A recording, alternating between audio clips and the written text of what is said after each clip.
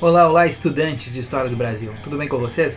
Aqui é o professor Thiago Nascimento e o canal Três Palavras está iniciando hoje uma série de vídeos sobre a história de Santa Catarina. E nesse primeiro vídeo da série nós vamos falar sobre os povos que viviam aqui antes da chegada dos europeus no século XVI.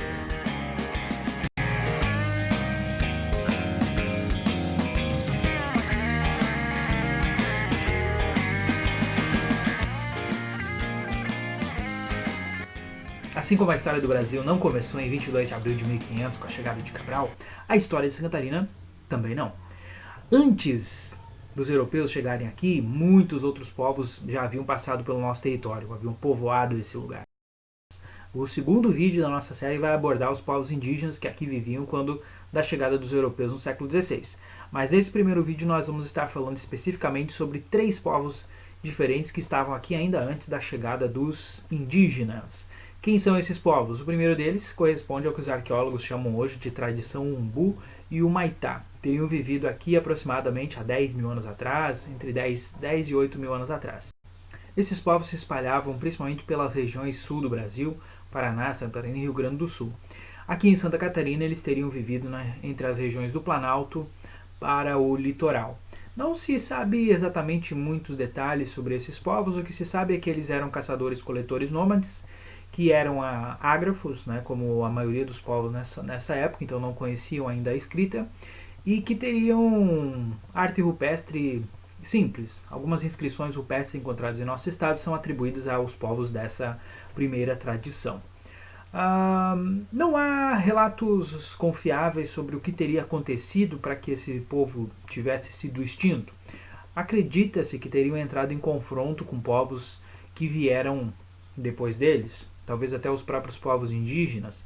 Em alguns dos sítios arqueológicos correspondentes às tradições Umbu e Humaitá, foram encontrados fósseis com ferimentos de flecha, né, na cabeça. Então é possível que tenha havido alguma forma de confronto e esses povos teriam sido extintos nesses confrontos ou talvez até tenham sido assimilados, né, pelos povos posteriores. O segundo povo que teria ocupado o nosso território são os famosos homens dos sambaquis, os sambaqueiros. Sobre esses povos podemos dizer que eles eram caçadores, coletores, seminômades. Há indícios de que eles ocupavam uma mesma região durante centenas de anos, né, o mesmo grupo. Então podemos classificá-los como seminômades. A base da alimentação deles era de frutos do mar, né, de mariscos, ostras, cujas conchas então depois serviam para fazer os famosos então sambaquis, né, os concheiros que nós vemos aí pelo nosso litoral. Uma questão interessante é que Santa Catarina é o local onde há a maior concentração desses sambaquis ainda hoje preservados. Os homens do sambaqui se espalharam por todo o território brasileiro, de norte a sul. E inclusive há indícios ou registros, né, relatos de sambaquis fluviais no interior de São Paulo, né, na região de Registro, ali ao sul de São Paulo. Então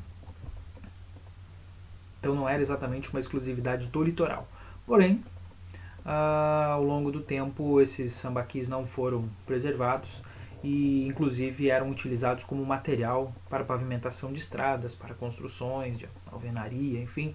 Então foram, ao longo do tempo, depredados. A partir dos anos 80, vai ser criada uma lei então, que preserva os sambaquis, né, como o patrimônio histórico e arqueológico que eles de fato são.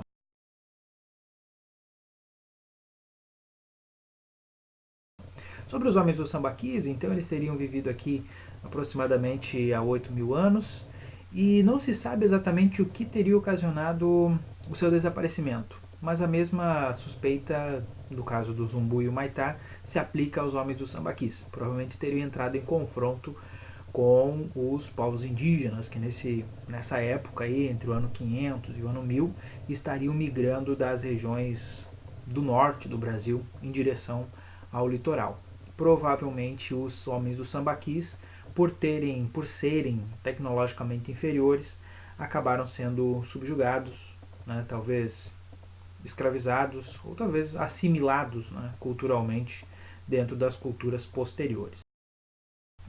Os povos da tradição Itararé são considerados ascendentes diretos dos G que viviam em nosso território aqui no século XVI. Estamos falando de Chopeng e Caigangue, dois dos povos que vão ser abordados no próximo vídeo dessa série, onde nós vamos então falar sobre os povos indígenas.